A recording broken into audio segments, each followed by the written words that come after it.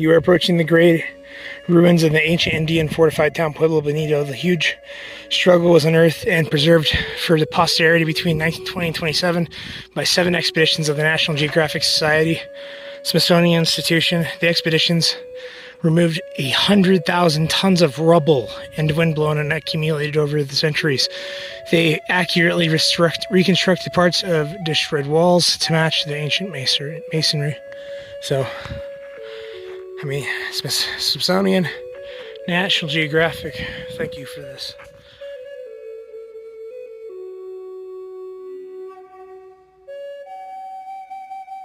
Petroglyph Trail it is. Welcome to Revisiting History to Pueblo Bonito. And these are the perfect places to put a petroglyph, I would say. If you were to ask me. You see the some of the old pueblos here. Let's go take a look. So far I haven't found anything like super spectacular. It looks like again, this area's been washed over 1,000 years. So even the petroglyphs on this trail, they're going to be a bit hard to find. Again, I haven't seen anything strikingly observable like we did in the very, very beginning of this giant canyon. And again, you'd want to look for them at a pretty moderate height. Nobody's going to want to hang from the top of a cliff back then when there's no medicine and try and tag, although people do it today. Let's see. Aha! Look right there. Some spirals. That one's interesting because of the way it looks. And then to the left of it as well, you can see some worn ones, but that's the first one I've seen. Interestingly, to the left of this petroglyph, you got some wall peckings even. And then some really, really hard to make out petroglyphs in between. Look across, I see like these crazy monster holes that some animal probably lives in. But I mean, this is the kind of varnish that I would like to see petroglyphs on, or that I would normally find petroglyphs on, especially out towards like Arizona. But I'm not seeing that. I'm gonna put the camera away, that way I can focus fully on the wall. Look at that. Look at that hole. You could probably fit a small person in there. That's crazy. But what did you do this weekend? Oh, for real, look at this. Split crag coming down. And then, oh, right there. Spiral petroglyph right there. It wasn't even looking for it, and I found it. That one's pecked in, though. Oh, look at those. Up to the right. What are those?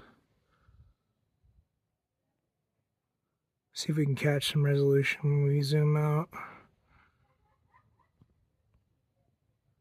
I can't quite tell. I'll have to go back and analyze the video. All right, welcome back to Revisiting History. We are on the end of the Petroglyph Trail, heading toward Pueblo Bonito. And there she is, Pueblo Bonito. Ginormous rocks by it. The structures are insane. I'm still trying to see if I can find any more petroglyphs. Look at these scratches in the core here, and then that tunnel. Here at Pueblo Bonito, we got this ginormous rock, and then a kind of rock wall around it. I'm not sure kind of if it fell and they built around it or what. But you can see that it had some sort of reverence here. Power of nature. Look at that, just being held up by 2 different rocks. Alright, we come around the corner at Pueblo Bonito.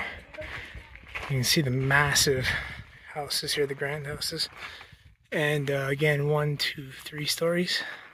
From up here I can see, maybe higher. The interesting thing about this build is that it's built amongst such debris that it's almost like, why put it here? I mean, maybe seen as a sacred or holy site. We saw all of the petroglyphs not far from here, literally off of the same path, and maybe even some up here. But as we go down, we see what, maybe one floor, 2 floors, 3 floors, at least 3, maybe 4 again.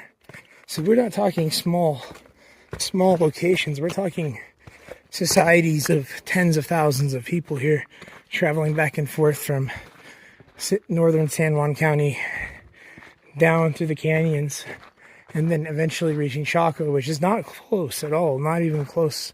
It's got to be a good hour and a half by car from Salmon Ruins or from Aztec Ruins to here. So there, I mean, look at this. 1, 2, 3, easily 4, maybe higher. This is Roman Colosseum type infrastructure here. I mean, not on the same level, but still significant. See if we can see any more petroglyphs. I'm always looking, man. Rock art's my favorite. It's my favorite. If they ask me what kind of art's my favorite, I say rock art. That one actually, 1, looks like it goes under, 2, 3, possibly 4 at the very top. Wetherill Cemetery. Look at that. Now you can actually see the grandeur of this place. You just look out and around and it's just all around you. This is where they would have done most of the city work in here. You would have had rooms where people lived. You would have had rooms for storage.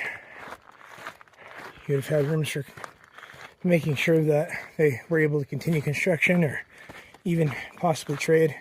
We know that trading has occurred between these guys and the Aztecs, the Maya. Got macaw feathers, bells from Mexico.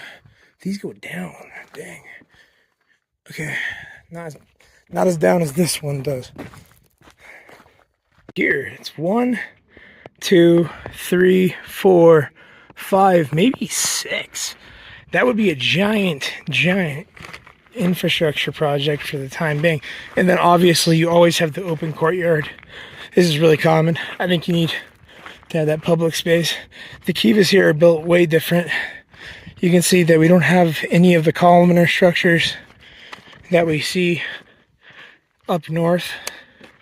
And here's weird. We actually do see some incorporation of stones that I haven't seen up until yet. Maybe it's just where we're at based on the area, but then even in here, you start to see some of it mixed in.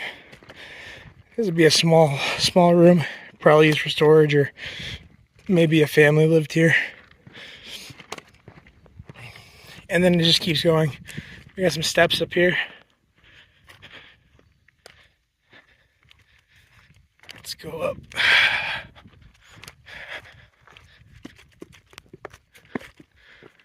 Ooh, look at that one. These are deep holes compared to the ones that we've been seeing. And then this one is a very steep entryway into what appears to be a small room. Another small room right next to it. And then a kiva. This one does have the columns. That's interesting. 1, 2, 3, 4. 4 columns, but no more. Now we got an arrow pointing down. And I'm the first person on the path. Oh, let's go. We get to go through. Okay, so this is a lot like Aztec Ruins. But we can go through. Low headspace. Very low headspace. I mean, we're talking... I can't see in there, but hopefully you guys can. This is all up for analysis later. Oh, there's a Matade. And this one opens up into more rooms. Look at this. Wow. Still 3 stories tall. Still standing. That's... Whoa. Whoa, bro. Whoa. Wow. I can't even really get you the scale of this because it's so big. I could get lost in here. Literally. And some people said the little passageways were in case you had an intruder like coming through and bang, they have their head down waiting for it. And you really got to get your head down to get through here. Looks like this one's been sealed. I don't know why, but sometimes this one looks like it even curved around, almost like a citadel. But I don't know why they seal them off. Here's another one, probably for access. Let's see with this side. Doesn't look like much. It's more than they want you to get to, though. And then we got another sign. But we also have more doorways, so go ahead and peek inside there. And back out. Oh, there's a T-shaped doorway. That's the first one I've seen. Let's get a photo of that. For some context, there's the parking lot. That's the canyon. And that's the highest we get over here. The highest you get over there is almost all the way to the tip. Appreciate you guys coming out and revisiting history with me as we hit these sites that are so important to our cultural heritage. And not just that, but the history of the world. Thank you guys for coming out. Make sure to like and subscribe. I love you guys. Make sure to stay revisiting history.